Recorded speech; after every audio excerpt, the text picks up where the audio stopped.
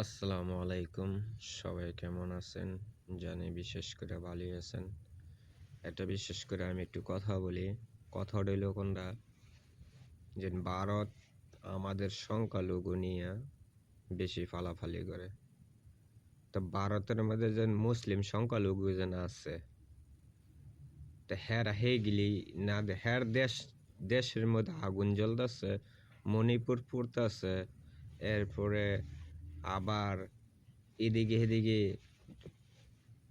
হিন্দু মুসলিম রে দিয়া হারা চাইতেছে একটা গেঞ্জাম বাজানোর জন্য বা একটা গন্ডগোল করার জন্য, একটা যুদ্ধের মতন পরিস্থিতি করার জন্য। আরে তোর দেশ নিয়ে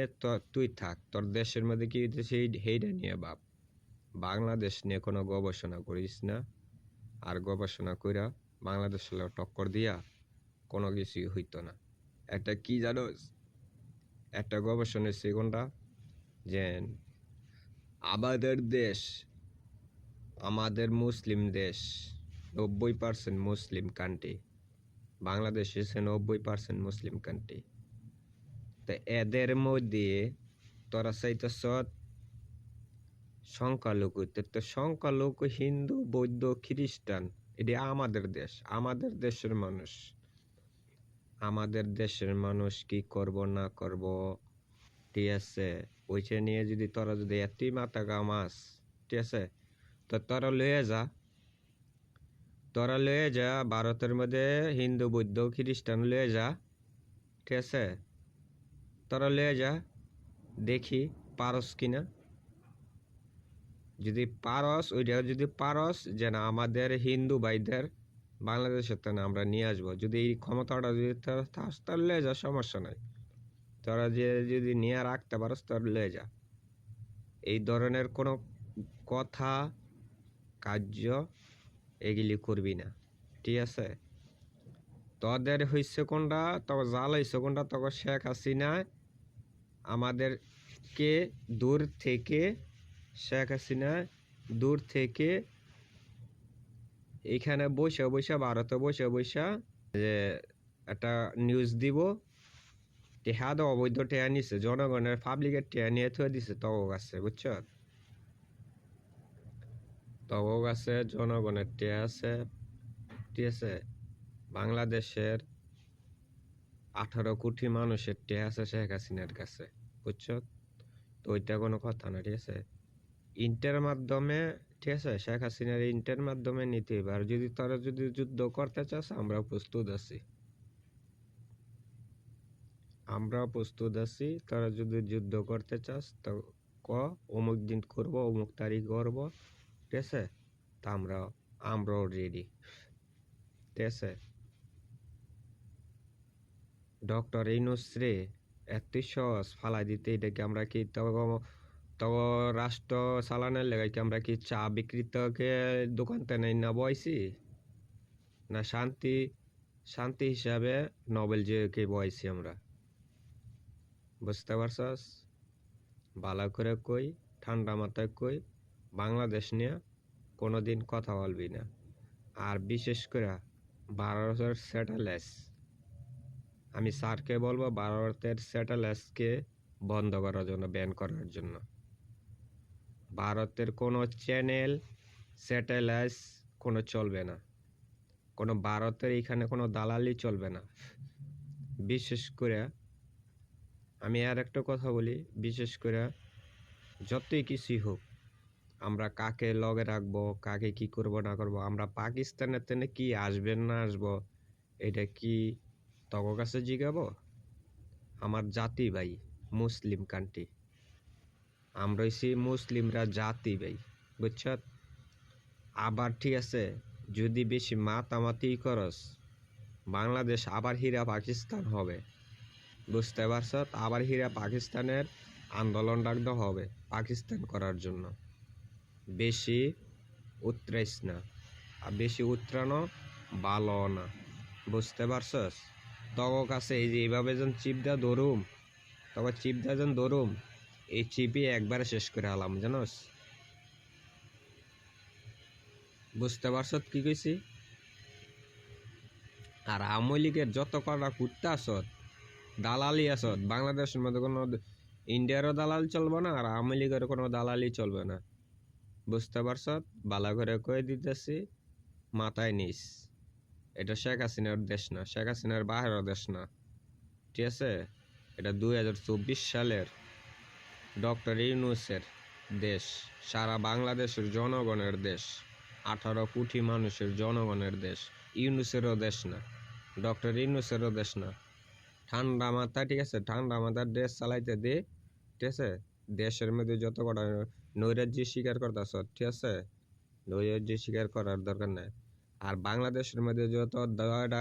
যত কটা দালাল টিভি আসত সাংবাদিক যত কটাই আসত দালালি করস ভারতের ঠিক আছে পত্রিকা তো বন্ধ হইব ঠিক আছে তুইও সিদ্ধ বন্ধ হয়ে যাবি ঠিক আছে যদি পত্রিকা যদি ঠিক মতন চালাইতে পারস তো চালাবি আর যদি না চালাইতে পারস ঠিক আছে তাহলে ভারত যাবি বুঝছ তো শেখ হাসিনার দালালি গর্গা ভারতে বসা এই দেশের মধ্যে কোনো দালাল টলাল চলবে না কোনো বাংলার মাটিতে কোনো দালাল চলবে না ঠিক আছে যদি দেশকে ভালোবাসস তো দেশের কথা ক দেশের লেগে বিরুদ্ধ ঠিক আছে দেশের দালালি কর বাংলাদেশের দালাল আমি বুঝছ দেশ বিরোধী না আমি বাংলাদেশের দালাল আমি নিজেই আমি দালাল বাংলাদেশের লেগে দালাল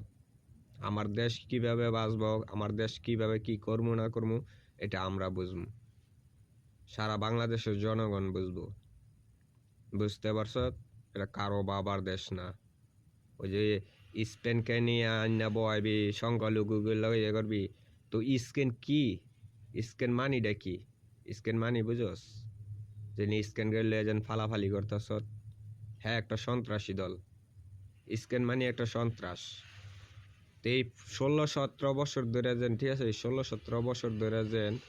দেশ চালাইলো শেখ হাসিনা তো হেসুম স্কেন কয়েছিল হেসুম কয়েছিল এই যে বর্ডারের মধ্যে যেন ভারতের বর্ডারের মধ্যে যে হিন্দু হিন্দু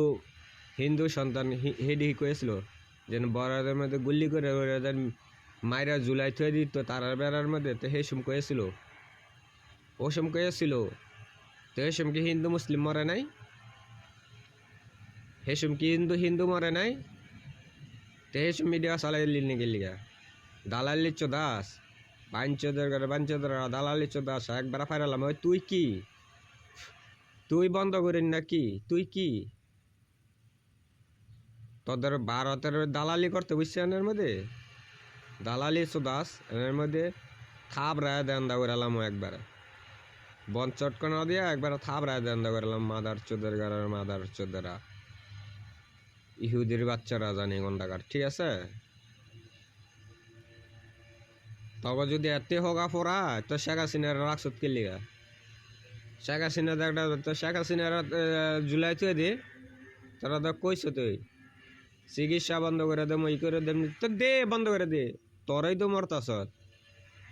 কলিকাতার মধ্যে ঠিক আছে কলিকাতার মধ্যে বাঙালিরা যদি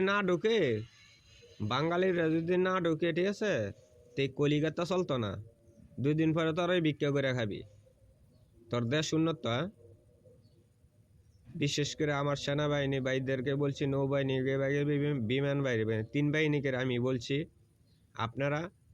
সরঞ্জাম উদ্ধার করেন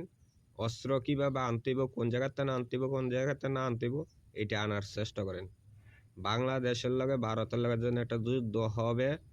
এটা দেলা হোসেন সাইদও বইলে গেছিল দেলা হোসেন সাইদি যখন কইছে এটা অবশ্যই হেরা যুদ্ধ করার জন্য ঠিক আছে মরিপাম পুরিপাম সুরিপাম আইগিলি এরা অস্ত্র জমা করতেছে এইখানে ফিট করতেছে তা আমরা চাই অগ বর্ডার সাইড গিলির মধ্যে আমরা কিছু সরঞ্জাম রাখতে চাই তো বিশেষ করে আমরা এই জিনিসটা আমরা চাই বাংলাদেশের লোক যদি যুদ্ধ করতে চাস তো ডিক্লেয়ার দিবি কবে যুদ্ধ করবি আমরা প্রস্তুত আমরা মনে করেন ঠিক আছে ডরাই না 71 জন যুদ্ধ করে ঠিক আছে স্বাধীন করতে পারছি দেশ তো তগলগ আমরা ফার্ম বুঝছ এটা মনে কর বাঙালি এই হুমকি দিয়া কোনো লাভ নেই বাঙালিরা কোনো হুমকিরে ডরায় না যাই হোক আসসালামু আলাইকুম ভালো থাকবেন লাইভটি শেয়ার করবেন।